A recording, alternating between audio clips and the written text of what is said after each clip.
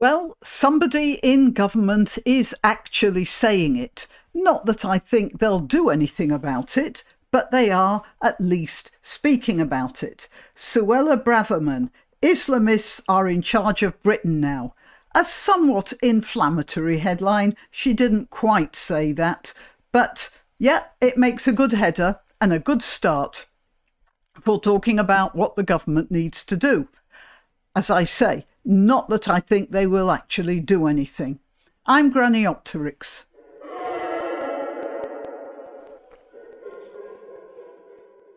Anyone who saw my 2019 video in December after the general election, in which the Conservative Party, headed by Boris Johnson, won an 80-seat majority over the disgraceful Labour Party.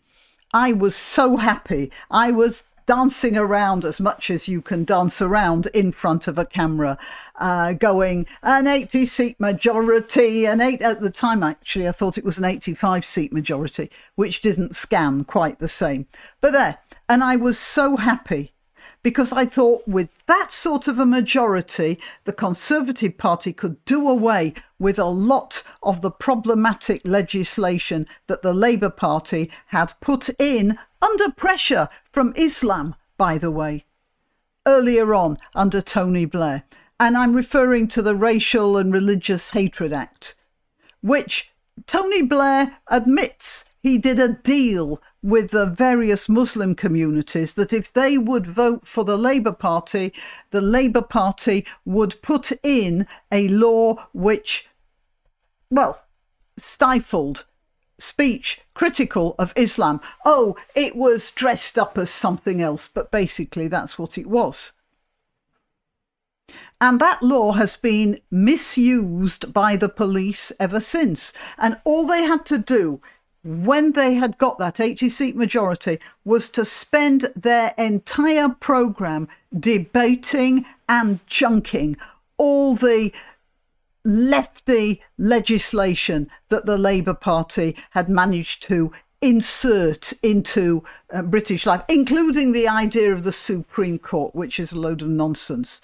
And it's like, you know, grafting a fifth wheel onto something that only needs four wheels.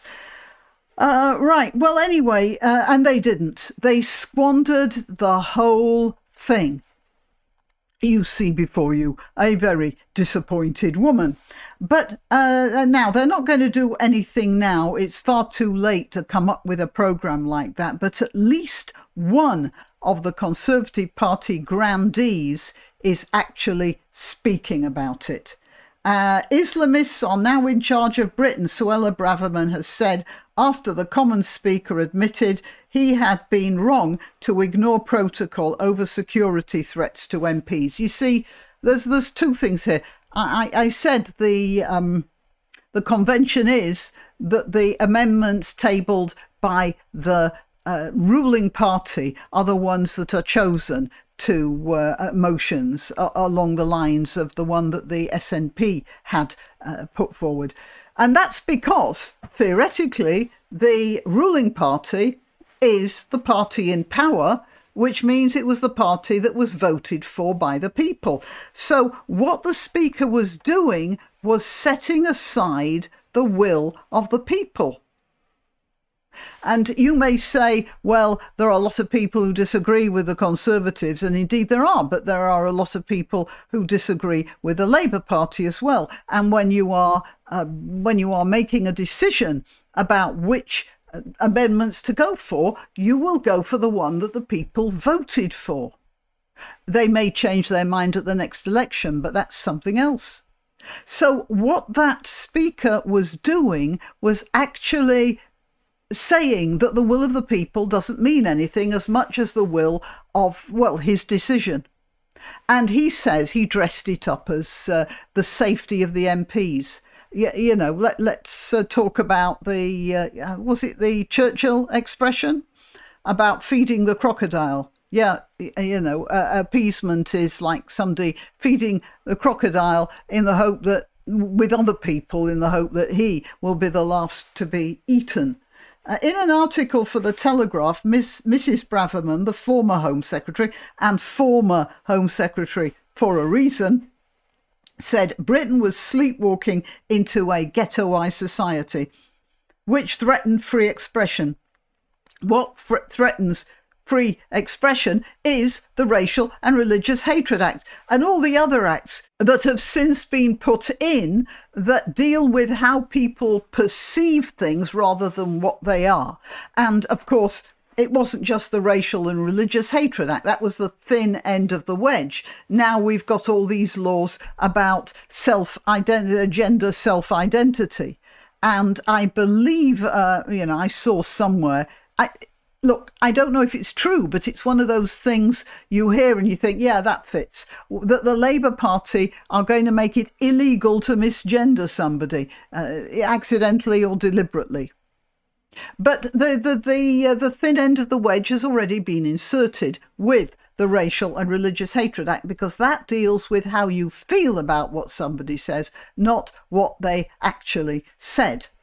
Her comments come a day after Sir Lindsay Hoyle sparked a furious backlash over a Gaza ceasefire vote by allowing a vote on a Labour amendment. Well, we know about that. He said he'd broken with convention, citing threats that politicians had received over their stance on Israel and Gaza. And then he says he made the wrong decision. Well, maybe, but he still made that decision, and that is now a precedent. I'm interrupting to remind you to click like and to subscribe and share. Also, I'm constantly being told that YouTube removes subscriptions without the subscriber realizing it. So please click the notification bell and check that you really are still subscribed. All the links to my other channels are in the description, including links to donation sites. I'm always grateful for donations, but simply clicking like is the best thing you can do for this video and my channel generally. Thank you. Rishi Sunak warned that changing Commons procedures risked undermining democracy. And he doesn't risk it, it does undermine democracy and giving in to intimidation by extremists, which it definitely does. It doesn't risk that, it's done that. And there'll be plenty of Muslim activists going to bed that night with a big smile on their face, and that's not because they just found a new kid they could interfere with. Mrs. Braverman, who was sacked by Mr. Sunak after she accused police of playing favourites with pro-Palestinian protesters. That sounds like a speech exercise along the lines of Peter Piper's Pickled Pepper, doesn't it? Anyway, she accused the police of playing favourites. Look, the police are definitely playing favourites. During that riot that was outside Parliament the other night, they had a laser display which they were projecting onto the Elizabeth Tower, Big Ben, to many people, and it said something like, "From the river to the sea, Palestine will be free," which is a genocidal chant. Now, that is actually illegal. It's illegal to deface a national monument in that sort of way. And did the police stop them? No. It is absolutely against the law, but the police weren't doing anything about it. And this is how they've gone on, as I've mentioned on many occasions before, when Tommy Robinson was going to a political rally in a district near Manchester. The Manchester police went out there with a group of Muslims during Ramadan, so probably rather ill-tempered Muslims because they were hungry, and the police escorted them to the Tommy. If you hadn't heard of this, it seems scarcely creditable. Tommy Robinson's political rally was attended by women and children. It was sort of a family event. It was a political rally. And then these Muslims turned up, escorted by the police. And they took them to that area and then expressed surprise when bricks were thrown. Not from Tommy Robinson's side. So it's not like they're playing favourites, it's that they are actively on the side of. Now, that may be because they feel they have to keep the peace, but that really isn't the thing to do, is it? And they have been helped by laws such as the Racial and Religious Hatred Act. By the way, this gives them the ability to do what they do, pushing people around, telling them to shut up, arresting them for criticising Islam. There's a poor fellow, sorry, it's a bad thing about his memory. He left I don't know, a slice of bacon on a mosque doorway or something, and the whole establishment exploded with rage, and they threw him in jail. He was dead in jail, and it's sort of obvious that we'd actually been murdered some way or another in jail, because because the force is strong with the Muslims in British prisons. And that's another problem which I have to throw out to you. You can't just say, all right, put them in prison. The prisons have become Muslim strongholds. In fact, there are a lot of prisoners converting to Islam just to preserve their own lives, to keep their heads down, to be in the strongest gang. And that has to be looked at as well. Nobody's talking about that either. Well, except me.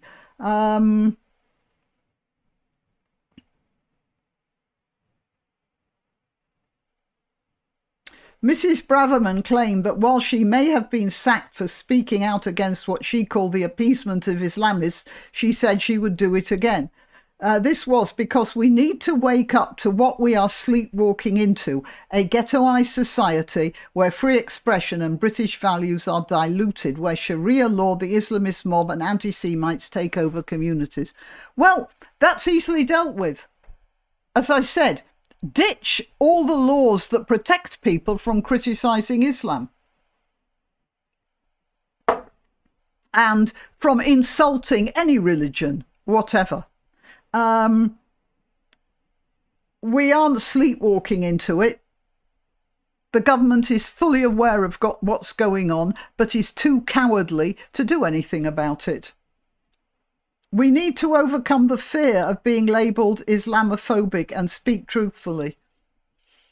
Enough of the hand-wringing and apologies. Turning a blind eye to fanatics has got us into this terrible situation. It needs to stop. Well, yeah. But it won't be stopped by the Conservative Party, Mrs. Braverman. I wish you luck with that, which leaves me no one to vote for, because I won't vote for the Conservatives. I sure as hell won't vote for Labour, and I'm worried about what reform might do to they might wreck the Constitution even more than these guys. They want to do away with the House of Lords. I think that's a bad idea. I think they also want to institute proportional representation, and that's a bad idea as well, which leaves me no one to vote for. You know, we're in a very bad situation. All right. Till next time.